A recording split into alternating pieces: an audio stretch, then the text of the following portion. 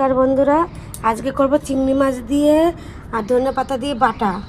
তো কীভাবে করি পুরো ভিডিও দেখতে থাকো। গ্যাসের ওপর কড়াই বসিয়ে দিয়েছি, কড়াই গরম হয়ে গেছে, সর্ষের তেল দিয়ে দেবো।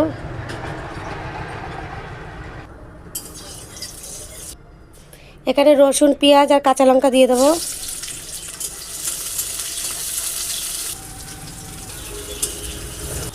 ধুয়ে রাখা চিংড়ি মাছগুলো দিয়ে দেবো, লবণ দিয়ে দেবো, হলুদ গুঁড়ো দিয়ে দেবো। এবার ভালো করে একটু ভেজে নেব।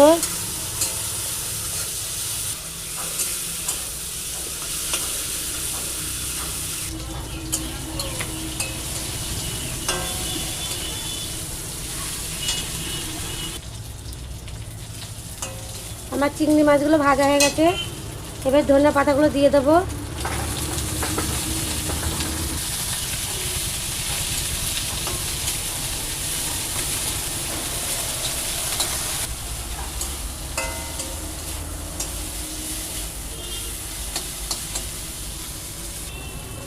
আমার চিংড়ি মাছ আর ধনে পাতা ভাজা হয়ে গেছে, এবার আমি নামিয়ে নেব।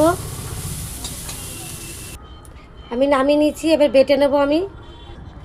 তখন আমি কালি জিরে ভাজতে ভুলে গেছিলাম, তাই যে এখন একটু কালি জিরে ভেজে নিলাম।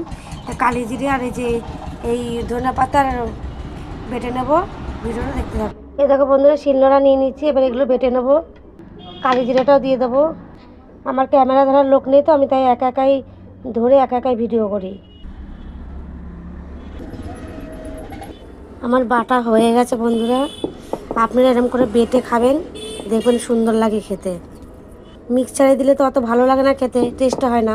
বাটায় বেটে খেলে আরও সুন্দর লাগে খেতে। এগুলো ভেজে নিয়ে বাটবেন, বেটে নিয়ে খাবেন, দেখবেন। আমার হয়ে গেছে ধনে পাতা দিয়ে চিংড়ি মাছ দিয়ে বাটা। ভিডিওটা যদি ভালো লাগে লাইক, কমেন্ট ও শেয়ার করবেন। এর উপর দিয়ে একটু সর্ষের তেল দিয়ে দেবো। আমি যেরকম করে করলাম আপনারা এভাবে রান্না করে খাবেন, দেখবেন ভালো লাগে খেতে।